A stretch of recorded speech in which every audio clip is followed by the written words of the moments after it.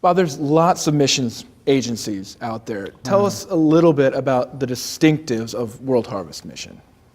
We believe that the gospel of grace compels us and really propels us into missions. It's not a Jesus and me theology. Okay. And so while we care deeply about your own sanctification, but we believe that has to go somewhere. And for us, it means expressing itself as missions. We're a foreign, cross-cultural church planting mission agency. Sure, okay. Well, tell us a little bit about the history then. I mean, where are you coming from, and how does that shape where you're trying to get, trying to go? We're almost 30 years old. Our founder, Jack Miller, was a professor at Westminster Theological Seminary. He also planted a church, New Life Church. And there are folks from that church that went to Uganda to help some refugees, and they wanted to stay there. And so Jack asked a variety of different missions agencies if they would pick him up.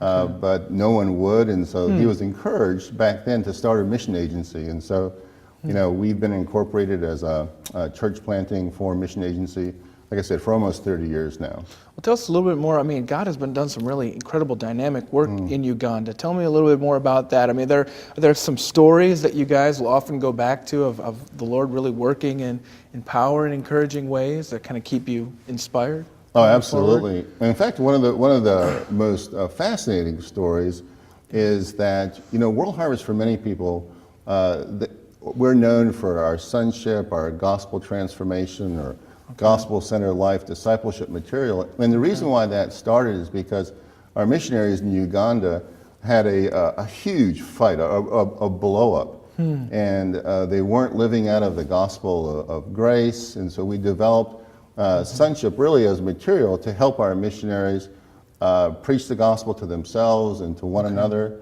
But that material actually took off in North America, and so often people know of us through our discipleship material, but not as a mission agency. Well, tell me a little bit more about specifically the sonship. You know what that means when you guys are talking about that. When we're talking about sonship, we're talking about taking a lot of those theological truths that you would get in seminary, like justification and sanctification, adoption and forgiveness, and really pressing those deep into your life. How does that apply to your marriage and to your relationships and to your colleagues and to your parenting? How does living out of the gospel inform every aspect of your life?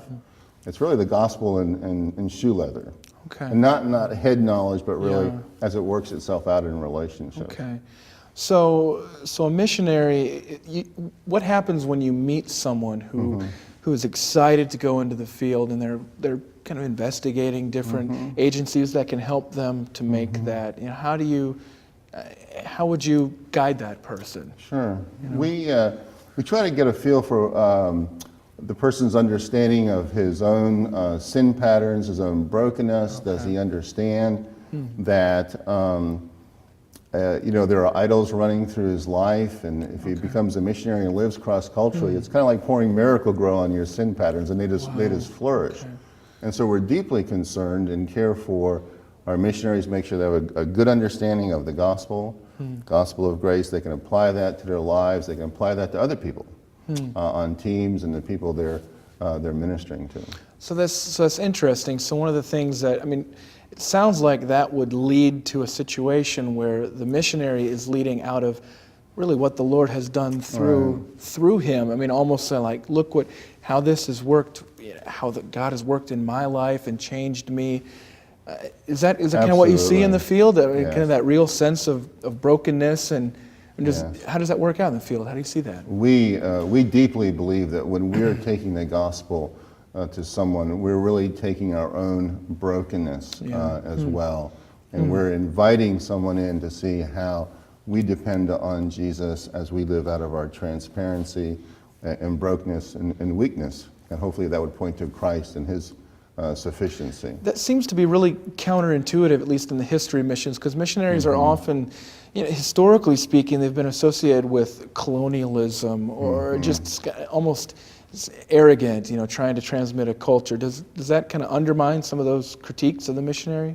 Absolutely. endeavor? I believe our missionaries are very winsome in the way they come alongside of nationals and share the brokenness of their lives in a way that invites them in. You know, Dan Allender once said of World Harvest, you know, he said, World Harvest, it's a courageous organization. It's not a polite organization, but it's a courageous organization. You know, and they love to party and they love to dance and they love to stay at the banquet table long enough for even the older brother to come. And you think about, what does that mean? What it means is I think that our brokenness and our love of the gospel would invite non-believers into the hope that we have in Christ. Are there certain cultures that seem more receptive to that approach than others? I mean, because different cultures have different idols. That's true. So how do you see that? I mean, whether it be South America or Africa or Asia or wherever, how do you see that working out? I think it works out in different ways, as you can imagine, and whether it's a Catholic culture or a Muslim culture or an African culture. I think that you're right. In Africa, you often have animism and other kinds of idols. Frankly, in a lot of Europe, it's really atheism. Or, you know, I was on the steps of the Vienna University, and I said to students, "What do you think about Jesus?" And they said, "Well, we never think about Jesus. We think about Muslims. The Muslims are starting to bother us, but we never ever think about Jesus." And so I think that the radical message of the gospel of grace is arresting for those people who, in a place like Europe, who have never really encountered Jesus, and how you make Christ a stumbling block that where they would see Jesus and the hope that they have in Christ. Now, one of the things about gospel-centered is a phrase that gets thrown around a lot, and I think most people would assume, I mean, of any place, missions agencies would be gospel-centered because, after all, that's what they're doing. They're preaching the gospel. True. But I mean, how do you ensure with World Harvest that you don't ever get over the gospel? You know, what does it mean then to work that out, to be gospel-centered in all of life? Right. You touched on some of that with the brokenness and whatnot, but to become a World Harvest missionary, you really need to go through a fairly lengthy discipleship ministry, a program where you're discipled in the gospel. And then once you become a World Harvest missionary, the care and the supervision you have really would ensure that we're caring for you in your spiritual life. We care for you as much about who you are and that you're living out of the gospel as much as we do about what you are doing in spreading the gospel. Okay. That's a pretty big value at World Harvest. Yeah, so recognition essentially that, I mean, the missionary has to really get this, live this and everything if they're going to demonstrate it and to proclaim it. Absolutely. Ultimately cross-culturally. Well, that's really helpful. Okay, well, thank you.